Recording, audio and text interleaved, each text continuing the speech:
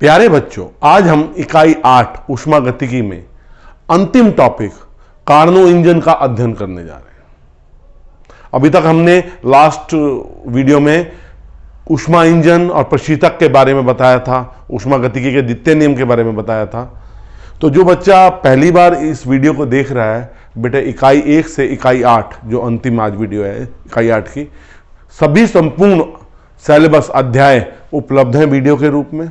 आप प्लेलिस्ट में जाके वीडियो में जाके देख सकते हैं। तो आज हम अपना टॉपिक शुरू करते हैं, कार्नो इंजन, आदर्श कार्नो इंजन। हमने आदर्श कार्नो इंजन क्यों नाम दिया इसे? आदर्श कार्नो इंजन। हमने इसको आदर्श कार्नो इंजन इसलिए नाम दिया गया, ये एक कार्नो ने एक सैद्धांतिक थ्योरेटिकल इंजन प्रस्तुत किया था। मतलब थ्योरेटिकल, सैद्धांतिक कहते हैं, सैद्धांतिक इंजन की कल्पना की थी जिसकी दक्षता बहुत ज्यादा थी, परंतु प्रायोगिक रूप में मतलब प्रैक्टिकल रूप में उसे प्राप्त नहीं किया जा सकता। लेकिन जो उसने इंजन दिया था उसके कितने मुख्य भाग थे? 4 मुख्य भाग थे। उन 4 मुख्य भागों को हम बना रहे हैं। देखो, पहला मुख्य भाग है आपका सिलेंडर, जिसकी दीवारें कुचालक हैं परंतु आधार कैसा है? चालक है। ये इसमें कौन क्या भरी हुई है? आदर्श गैस भरी हुई है। ये चालक आधार है। कैसा आधार है? चालक आधार। ये कुचालक दीवारें हैं। कैसी है? कुचालक। और इसमें कौन सी गैस भरी हुई है? आदर्श गैस। तो पहला भाग क्या है? सिलेंडर। दूसरा हमारा भाग है, दूसरा पार्ट है इसका, वो है एक उच्च ताप वाला क्या कहते हैं? तप्त वस्तु, जिसका ऊपरी सिरा चालक है। ये चालक है। इसे क्या कहेंगे? स्रोत। इसका ताप क्या है? T1 kelvin. इसकी दीवारें कैसी हैं? कुचालक है। केवल जो टॉप है वो क्या है? कंडक्टिंग है, मतलब चालक है। यह अनंत ऊष्मा का, मेरी लैंग्वेज पे ध्यान देना बेटे, अनंत ऊष्मा धारिता का एक तप्त वस्तु है। अनंत ऊष्मा धारिता का मतलब क्या है? आप इससे जितनी मर्जी ऊष्मा ले लो, इसका ताप T1 केल्विन ही मेंटेन रहेगा। इसका ताप T1 केल्विन ही रहेगा। मतलब एक यह क्या है? अनंत ऊष्मा धारिता की एक तप्त वस्तु है जिसका ताप T1 केल्विन है, जिसे स्रोत कहते हैं। अनंत ऊष्मा धारिता से मतलब है कि इससे जितनी भी ऊष्मा लेंगे इसका ताप कभी T1 केल्विन से कम नहीं होगा। ये पहला पार्ट है। ये दूसरा पार्ट है। तीसरा पार्ट क्या है? सिंक।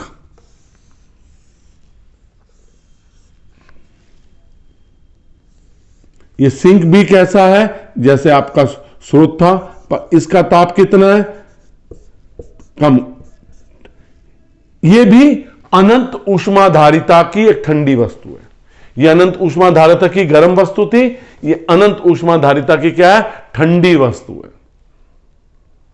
इसको जितनी मर्जी ऊष्मा दी जाए, इसको जितनी मर्जी ऊष्मा आप दे दो, इसका ताप T2 केल्विन ही रहेगा।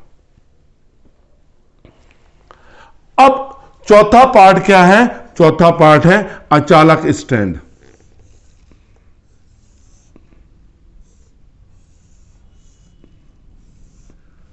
इसकी दीवारें, इसका आधार सब कुछ चालक है। अचालक स्टैंड। मैंने ये इसलिए यहां पे डायग्राम बनाई है। डायग्राम में मिटाऊंगा नहीं, क्योंकि जब प्रोसेस मेरा चलेगा तो उस प्रोसेस को मैं लगातार समझाऊंगा। और हमारे पास कितने चीज है? पहला सिलेंडर, जिसमें आदर्श गैस भरी हुई है, जिसका आधार क्या है? चालक है। स्रोत अनंत ऊष्माधारिता की गर्म वस्तु, इसको जितना मर्जी से ऊष्मा ले लो, इसका ताप T1 केल्विन रहेगा। अनंत ऊष्माधारिता की ठंडी वस्तु, इसको जितनी मर्जी ऊष्मा दे दो, इसका ताप T2 केल्विन रहेगा। और चौथा अचालक स्ट्रैंड। कौन सा स्ट्रैंड? अचालक स्ट्रैंड। अब इसकी कार्यविधि और कारणों वक्र की बात करेंगे। इसकी कार्यविधि और कारणों वक्र की बात करेंगे। कार्नो इंजन में कार्यकारी पदार्थ के आयतन, ध्यान से सुनिए, आयतन, दाब और ताप को ऊष्मागतिक प्रक्रमों द्वारा एक निश्चित क्रम में परिवर्तित करके अपनी प्रारंभिक अवस्था में लाने की संपूर्ण क्रियाओं को कार्नो वक्र कहते हैं। मतलब ये एक स्टेप में नहीं है कार्नो इंजन, ये 4 स्टेप में कार्नो इंजन होता है। इसमें जो कार्यकारी पदार्थ है, दाब, ताप और आयतन की परिस्थितियां बदलती हैं और फिर प्रारंभिक अवस्था में आ जाता है, इसे कार्नो वक्र कहते हैं। तो इसमें 4 ऊष्मागतिक प्रक्रम होते हैं, उनको हम डिस्कस करेंगे। पहला प्रक्रम है समतापी प्रक्रम। समतापी प्रक्रम, मैं यहां पे साथ साथ ग्राफ भी प्लॉट करता जाऊंगा आपका, क्योंकि ये ग्राफ इसी से कनेक्टेड है। ये आयतन है आपका और ये दाब है। यहां पे क्या दाब है? आयतन V1 और दाब P1। ए बिंदु, हमने एक सिलेंडर में 1 ग्राम मोल गैस ली, जिसका दाब P1 है, आयतन V1 है और ताप T1 है। ताप क्या है? T1 है। तो हमारा जो समतापी प्रसार प्रक्रम, नहीं, पहला हमारा कौन सा होगा? समतापी प्रसार। इस समतापी प्रसार के लिए हम इस सिलेंडर को किस पे रख देंगे? स्रोत पे रख देंगे। हमने सिलेंडर को किस पे रखा? स्रोत पे रखा और धीरे धीरे धीरे दाब को कम करना शुरू किया। तो गैस, जो आदर्श गैस है, वो फैलेगी, प्रसार होगा इस गैस का। जब गैस का प्रसार होगा तो आयतन बढ़ेगा और दाब क्या हो जाएगा? कम हो जाएगा। मैंने क्या रखा? इस सिलेंडर को स्रोत पे रखा और धीरे धीरे दाब को कम करना शुरू किया। जब मैंने दाब को कम करना शुरू किया तो इसके अंदर की आदर्श गैस क्या होनी शुरू हुई? फैलनी शुरू हो गई, प्रसार शुरू हो गया। जब प्रसार शुरू हुआ, पर ये स्रोत पे रखी हुई है, जब गैस का प्रसार होता ताप गिरता है, परंतु स्रोत के कारण इसकी अनंत ऊष्माधारिता है, इसका ताप T1 केल्विन ही मेंटेन रहेगा, वही रहेगा, लेकिन इसका आयतन बढ़ जाएगा और दाब क्या हो जाएगा? कम हो जाएगा। तो ये प्रसार कैसे हो जाएगा? कितने केल्विन पे है? T1 केल्विन पे। ये A से B तक का प्रसार हुआ, आयतन V2 हो गया, दाब P2 हो गया। इसे क्या कहेंगे? समतापी प्रसार। तो इसमें समतापी प्रसार में जो कार्य किया जाता है, जो ऊष्मा देंगे हम, जो जितनी भी ऊष्मा देगी वो कार्य में व्यय होगी, क्योंकि ताप नियत है, आंतरिक ऊर्जा में कोई परिवर्तन नहीं है। तो जितनी भी ऊष्मा देंगी वो किस में होगी? कार्य में परिवर्तित होगी। तो ऊष्मा Q1 is equal to W1 is equal to 1 mole लिया RT1, ताप T1 है, log base E V2 upon V1। ये समतापी प्रसार में कार्य आ गया। ये समीकरण नंबर 1 हो गया। अब इस आदर्श गैस को कुचालक, मतलब अचालक स्टैंड पे रखेंगे। अब दूसरे स्टेप में इस सिलेंडर को किस पे रख देंगे? अचालक स्टैंड पे रख देंगे। जब अचालक स्टैंड पे रखेंगे तो क्या होगा? अब धीरे धीरे दाब को कम करेंगे। जब धीरे धीरे दाब को कम करेंगे, अब गैस का जो प्रसार होगा, जो गैस समताप, अब कौन सा प्रसार होगा? अब ऊष्मा नहीं दी जा रही है, अचालक स्टैंड के अंदर कोई ऊष्मा का आदान प्रदान नहीं हो रहा है सिलेंडर और उसके बीच में। तो अब क्या करेंगे? जब धीरे धीरे दाब को कम करेंगे, ऊष्मा मिल नहीं रही है, दाब को जब हम कम करेंगे तो गैस क्या होगा? गैस का प्रसार होगा। प्रसार होने पे क्या हो जाएगा? ताप गिर जाएगा। कितना गिर जाएगा? T2 केल्विन हो जाएगा। पर गैस का प्रसार हो रहा है तो ये ग्राफ कैसे हो जाएगा? ऐसे हो जाएगा। सी बिंदु, यहां आयतन कितना हो गया V3 और दाब हो गया P3 और ये क्या कहलाएगा रुद्रोष्म, रुद्रोष्म प्रसार। तो इस रुद्रोष्म प्रसार में, रुद्रोष्म प्रसार में जो कार्य किया जाएगा W2 कितना हो जाएगा, क्या सूत्र हमने करवाया था, हमने पिछले लेक्चर में डिस्कस किया था, R अपॉन गामा माइनस 1। ये ताप गिर के कितना हो गया है T2 केल्विन, ताप गिर गया, तो ये क्या हो जाएगा प्रारंभिक ताप माइनस अंतिम ताप। ये समीकरण नंबर 2 आ गया। तीसरा, अब इस सिलेंडर को सिंक पे रख देंगे। किस पे रख देंगे, सिलेंडर को सिंक पे रख देंगे और दाब बढ़ाना शुरू करेंगे। जब हम दाब को बढ़ाएंगे तो उसका ताप तो T2 था, T2 केल्विन ही मेंटेन रहेगा T2, लेकिन गैस क्या हो जाएगी, संपीड़ित हो जाएगी। अब क्या हो जाएगी, गैस क्या होगी, संपीड़ित हो जाएगी। अब उसका ताप तो नियत रहेगा क्योंकि ये अनंत ऊष्माधारिता का सिंक है, ये ताप T2 केल्विन रखेगा, ताप बढ़ने नहीं देगा। क्योंकि जब हम किसी गैस को दबाते हैं, धीरे धीरे दाब बढ़ाते हैं तो गैस संपीड़ित होती है, तो उसका ताप बढ़ना चाहिए। लेकिन हमने इसको किस पे रखा हुआ, सिंक पे। इसकी ऊष्मा कैसी है, अनंत ऊष्माधारिता का, तो उसका ताप T2 केल्विन ही मेंटेन रहेगा। जो इस समय ये क्या हो जाएगा, समतापी संपीड़न। जो समतापी संपीड़न होगा उसमें जो ऊष्मा दी जाएगी Q2 is equal to W3, किसके बराबर हो जाएगी वो, R T2 log बेसी। यहां पे ये संपीड़न हो गया आपका,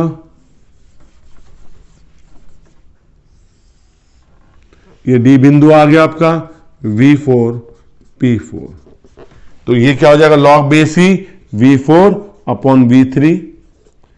मैं इसमें माइनस चिन्ह ले लूंगा तो W3 कितना हो जाएगा माइनस RT2 log बेसी V3 अपॉन V4।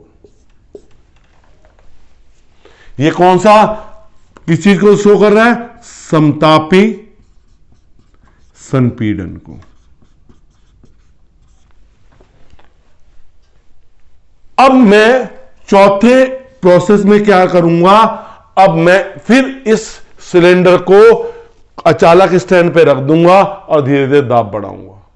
जब मैं धीरे धीरे दाब बढ़ाऊंगा गैस संपीड़ित होगी, गैस संपीड़ित होगी तो गैस का ताप बढ़ जाएगा। ये गैस का ताप बढ़ के कितना हो जाएगा, T1 केल्विन हो जाएगा, पर गैस संपीड़ित हो रही है, तो ये क्या हो जाएगा ऐसे, तो ये क्या हो जाएगा रुद्रोष्म संपीड़न। रुद्रोष्म संपीड़न में क्या होगा,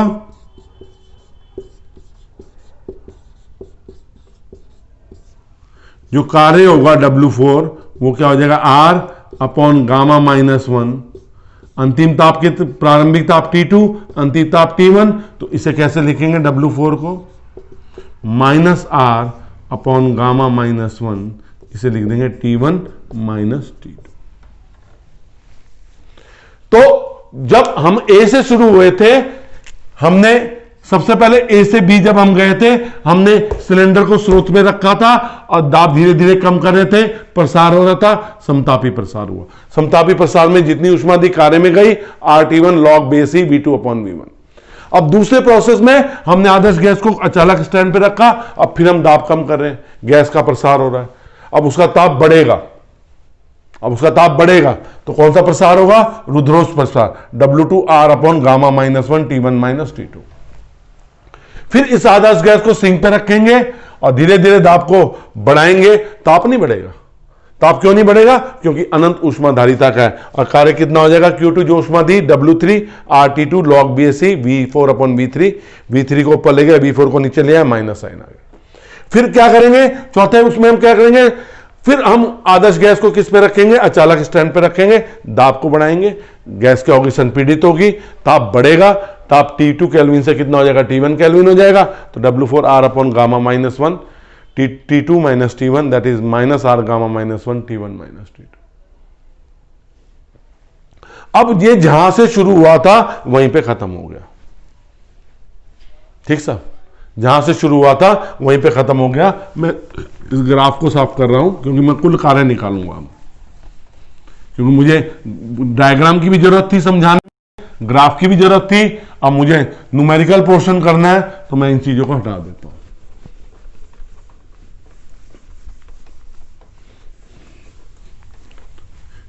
बच्चों, ये जो कार्नो इंजन है ये केवल थ्योरेटिकल एस्पेक्ट है, प्रैक्टिकलिटी में इसकी पॉसिबिलिटी है ही नहीं।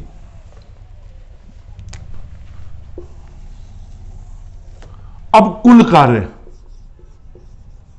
पूरे प्रक्रम में कुल कार्य कैसे निकालेंगे? कुल कार्य W is equal to W1 plus W2 plus W3 plus W4। मैंने मान सामने रखे हुए इसलिए W1 कितना हो गया? RT1 log base C V2 upon V1 minus plus R upon gamma minus 1 T1 minus T2 plus minus RT2 log base C V3 upon V4 minus R upon gamma minus 1 T1 minus T2। ये cut जाएगा इससे। मेरे पास कुल कार्य कितना आ गया? W RT1 log base C V2 upon V1 minus RT2 log base C V3 upon V4। ये मेरे पास कुल कार्य आ गया। इस समीकरण को मैं यहां लिख लेता हूं। W इज इक्वल टू मेरे पास कितना है? RT1 log base C V2 upon V1 minus RT2 log base C V3 upon V4। ये आपका कार्य हो गया। अब हम इसको भी साफ कर देंगे। अब हमें ग्राफ, छोटा सा एक ग्राफ बना लेते हैं। दोबारा ग्राफ की जरूरत पड़ेगी। जो समतापी प्रक्रम होता है उसमें क्या होता है? PV इज इक्वल टू नियतांक होता है, और जबकि रुद्रोष प्रक्रम में हम क्या लेते हैं? PV की पर गामा इज इक्वल टू नियतांक। याद होगा जैसे हमने पिछले में कार्य भी किया था उसमें।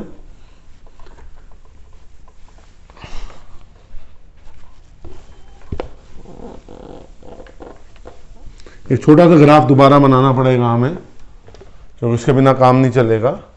हमने यहाँ पे एक ग्राफ बना लिया, वही वाला जो भी हमने डिस्कस किया था। P यहाँ V, ये ग्राफ ऐसे था, ऐसे था, ऐसे था और ऐसे था।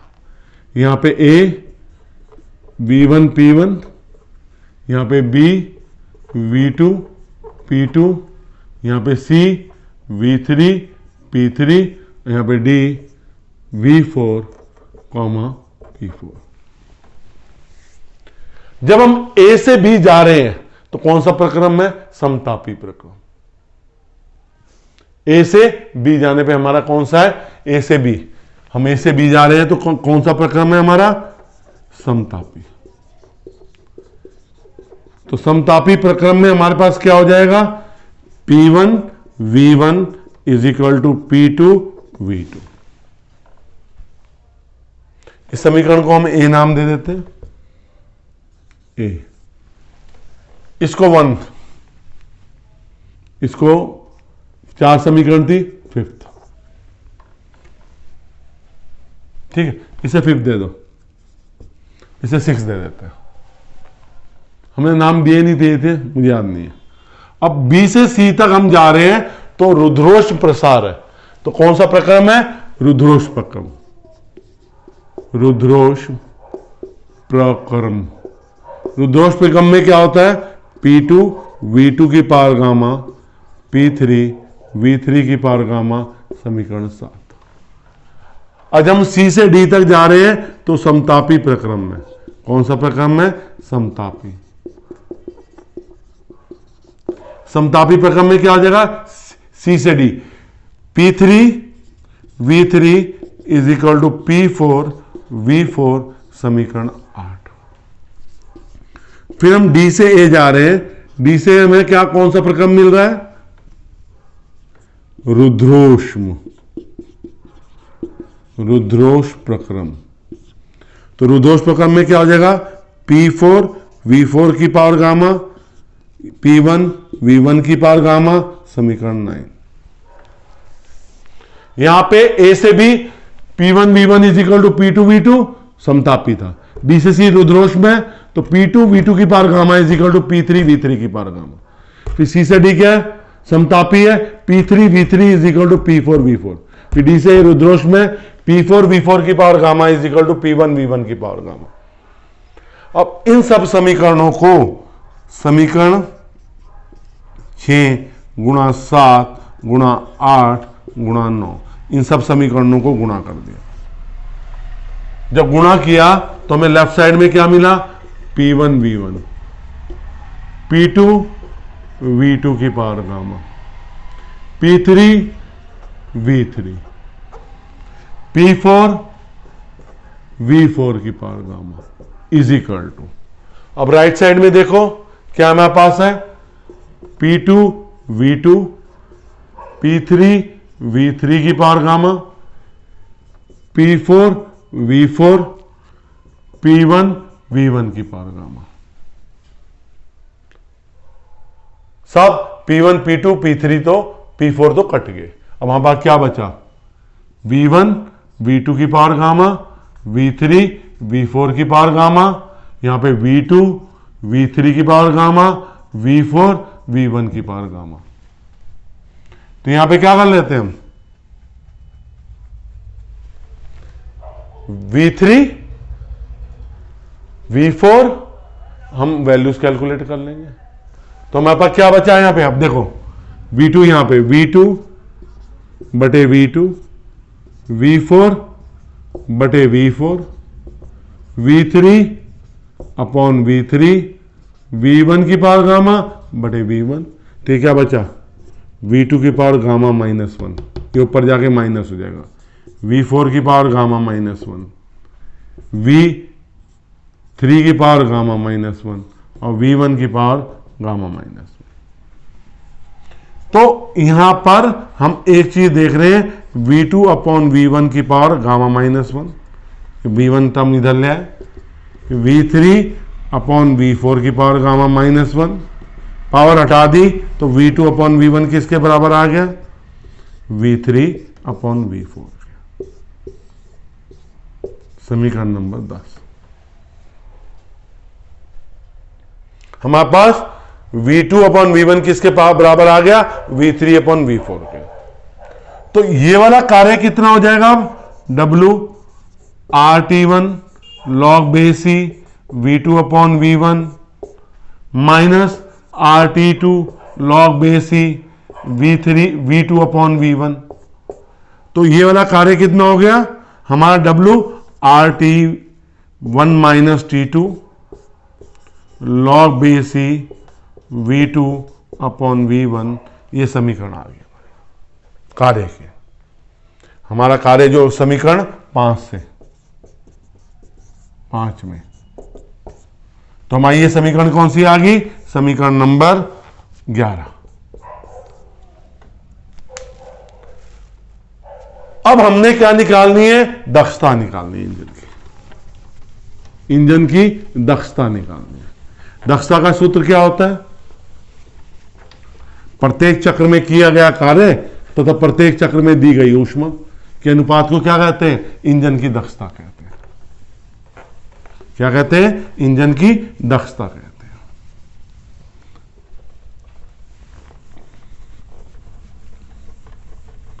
तो इंजन की जो दक्षता है हमारी, वो अब हम उसकी गणना करने जा रहे हैं। तो हमारे पास कार्य का सूत्र भी हमारे पास है। ओह, साफ कर दिया, कोई बात नहीं, मुझे याद है। जो हम इंजन की दक्षता निकालने जा रहे हैं, वो होती ईटा का मान क्या होता है W/Q1। W का मान है मेरे पास R T1 minus T2 log base E V2/V1 R T1 log base E V2/V1। ईटा का मान हो गया T1 माइनस T2/T1, तो ईटा का मान आ गया 1 माइनस T2/T1। यहां पे T2 का मान हमेशा T1 से कम होता है, इसलिए दक्षता जो होती है वो 100% से क्या होती है, कम होती है।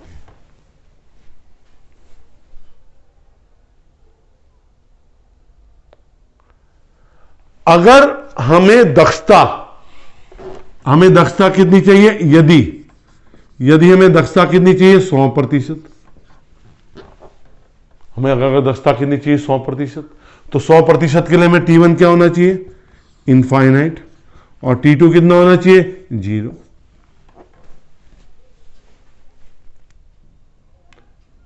जो कि ये चीज क्या है, असंभव है, ये चीज असंभव है। अब हमने ये सूत्र निकाला था, ईटा का मान 1 माइनस Q2/Q1 था जो हमने निकाला था, हम यहां पे कन्वर्ट करके उसे कैसे लिख रहे हैं, 1 माइनस T2/T1। ये तो हमारा सूत्र है। तो इसका मतलब क्या है, यहां पे Q1/Q2 is equal to T1/T2। ये वाले सूत्र का भी न्यूमेरिकल में हम क्या करेंगे, प्रयोग करेंगे। देखिए दक्षता तभी होगी जब T2 का मान 0 केल्विन होगा। 0 केल्विन हो नहीं सकता साधारण परिस्थितियों में, तो इसलिए कुछ ना कुछ भाग ऊष्मा के रूप में भी, क्या जो ऊष्मा ले रहे हैं कुछ ना कुछ भाग सिंक को जाएगा ही जाएगा, कुछ भाग वेस्ट होगा ही होगा। कोई ऐसा इंजन नहीं है जो 100% ऊष्मा को किस में कर दे, यूजफुल कार्यों में परिवर्तित कर दे, पूरा लाभकारी कार्य में क्या कर दे, कन्वर्ट कर दे। बच्चों आज हमने इकाई 8 का समापन कर रहे हैं। हमने इकाई 8 तक की वीडियो, जैसे मैंने पहली वीडियो जब बनाई थी तो आपसे प्रॉमिस किया था कि जब भी मेरी कोशिश ये रहेगी कि बहुत जल्दी मैं आपको सारी की सारी वीडियो उपलब्ध करा दूं। तो आज हमने इकाई 8 की वीडियो उपलब्ध करा दी आपको। इकाई 8 हमारी आज खत्म होगी। तो बच्चों मेरी कोशिश यही है कि जब मेरा ये थ्योरी का पार्ट खत्म हो जाए तो मैं आपको न्यूमेरिकल भी दूं, संख्यात्मक प्रश्न की भी वीडियो बना के दूं, और प्रैक्टिकल के लिए भी कोशिश करूं कि प्रैक्टिकल की भी वीडियो बना के दूं।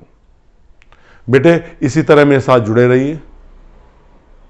आपको जो चीज समझ में आ रही है तो मेरे को भी अच्छा लग रहा है कि मेरी मेहनत कामयाब हो रही है और मेरा पढ़ाना समझ में आ रहा है। मैं तो बार बार कहता हूं मेरे वीडियो को लाइक जरूर कीजिए, सब्सक्राइब नहीं किया तो सब्सक्राइब जरूर कीजिए और अपने दोस्तों से भी शेयर कीजिए, क्योंकि विद्या बांटने से बढ़ती है, अपने पास रखोगे तो बढ़ती नहीं है। जितनी बांटोगे, जितना आपको जो समझ में आ रहा है आप दूसरे को समझाओगे, विद्या बढ़ेगी। तो इस तरह जैसे आपको किसी ने बताया चैनल के बारे में, आप भी दूसरों को बताइए, आप भी विद्या का प्रसार कीजिए, क्योंकि ये समय ऐसा चलने लग रहा है कि इस समय जो बहुत सारी वीडियो उपलब्ध है, मैं ये नहीं कहता हूं सब बहुत अच्छी तरह से समझा रहे हैं, लेकिन जिसको समझाना समझ में आ रहा है उसी की वीडियो देखता है बेटे। तो कोशिश कीजिए कि अपने साथियों तक भी ये वीडियो पहुंच जाए। धन्यवाद।